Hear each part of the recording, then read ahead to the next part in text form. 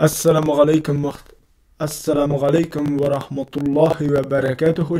Muhterem kardeşler, Müslümanın Kalkanın kitabın okuyunu devam etem. 113. ülüş.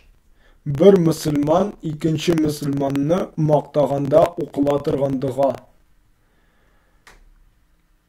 194. dığa.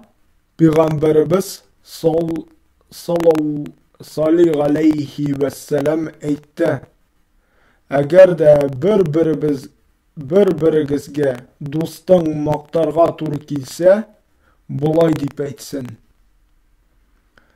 Ahsibu fulanan vallahu hasibuhu ve la uzikki galallahi ahada.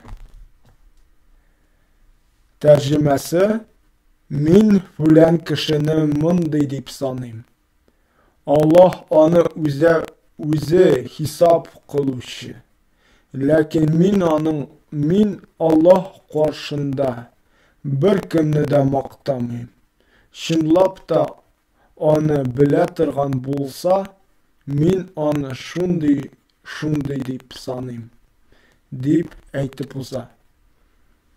Bu hadis keltirilgan Buxoriy imomı kitabında 2662 nomer bo'yicha. Assalamu alaykum ve rahmetullahi ve berekatuhu.